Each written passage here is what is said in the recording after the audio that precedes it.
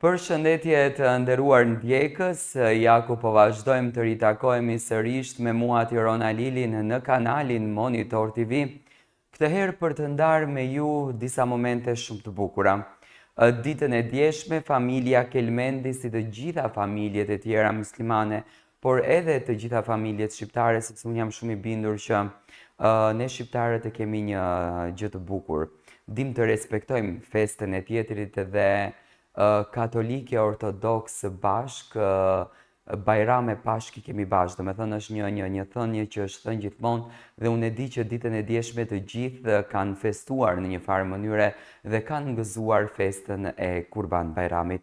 Dhe pikërisht momenti shumë pritur, ai momenti shumë dashur për të gjithë shqiptarët që ne mezi presim të shohim pjesë intime të artistëve shqiptarë, të familjeve të tyre, të ndajnë me ne momentet më të bukura, gëzimet e jetës dhe pikërisht gjesti dje bëri këtë gjë.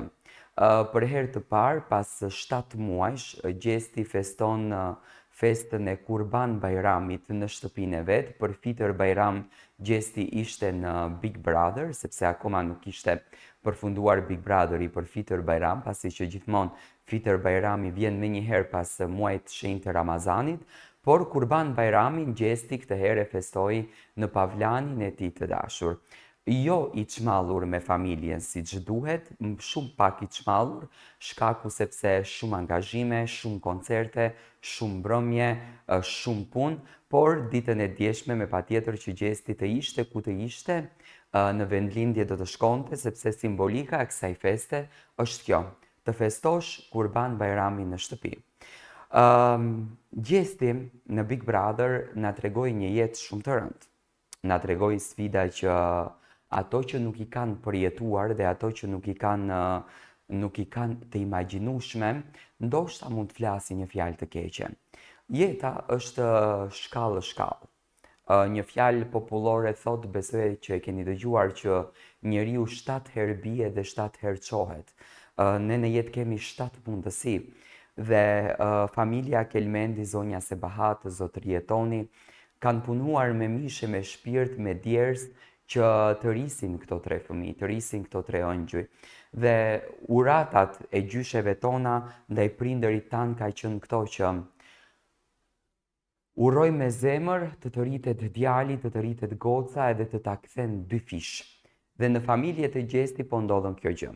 Gjesti që në momentin e parë që ka hyrë në Big Brother Kosovën, apo në Big Brother Shqipërinë, kishte një peng në zemër, kishte një qëllim.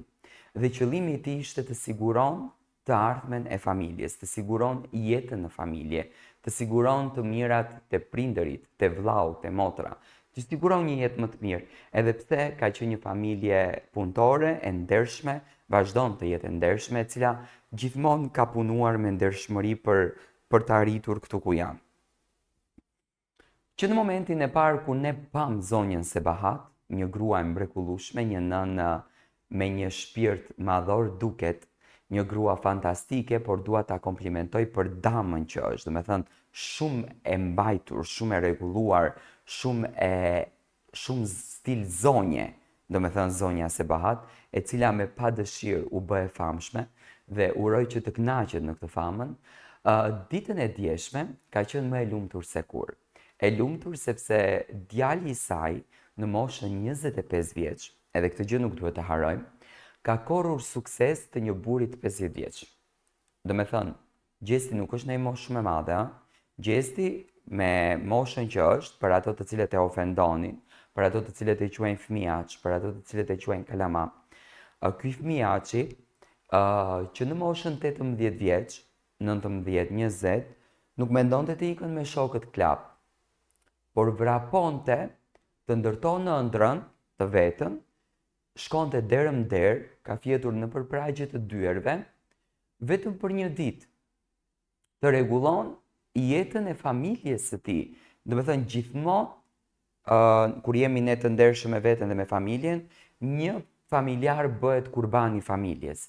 Dhe pikërisht gjesti luftoi ndej një 7 muaj i mbyllur, sepse ja kishte vënë qëllim vetes, dhe kjo është një mësim për të gjitha ato të cilët dëshpërohen në jetën e tyre, zhgënjehen në jetën e tyre, mërziten në jetën e tyre, vetëm të punuarit fort, edhe vetëm të vrapuarit tepër pas qëllimit, arrihet kompletohet ajo strofulla në të cilën ti dëshiron të arrish qëllimin.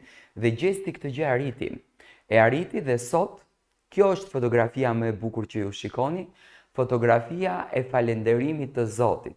Nga një familje e cila çdo ditë luftonte me punë të ndershme, me punë të dorës, duke mos shqetësuar asnjë familjarin tjetër në atë zonën ku ato jetojnë, sepse kamerat kanë udhëtuar, kamerat kanë parë, mikrofonët kanë pyetur banor të këtij fshatit dhe kur një fjalë të keqe të vetme nuk e thanë për këtë familje, gjithmonë relata, gjithmonë fjalët më të bukura, gjithmonë gjërat më të mira, dhe këtë zonjën Sebahate vlerësuan pafund. Më kujtohet një fjalë e një zonjës të mrekullueshme, fantastike, nga kjo zonjë që tha: gjesti punonte në një lavazh dhe me lekët që bënte, ja çonte nënës së tij për të blerë pak bukë, për të siguruar bukën. Dhe sot Zoti gjithmonë sheh, Zoti gjithmonë i dëgjon lutjet e sinqerta, ato lutje që janë me lot, ato lutje që vijnë nga shpirti i lodhur me vështirësinë e jetës. Dhe pikërisht gjesti këtë gjë e bëri me gjën më të bukur. Unë jam shumë i lumtur për Zotin e Madh që shoh një familje kaq të bukur, kaq të mrekullueshme, kaq të gëzuar, sepse gëzimi jon duhet të jetë dy fish kur ne e shohim një shqiptarin ton të dashur që gëzon, e lumturon me familjen, që i ka thënë se pa marrë parasysh edhe gjesti, vujtja nuk mbaron në jetë.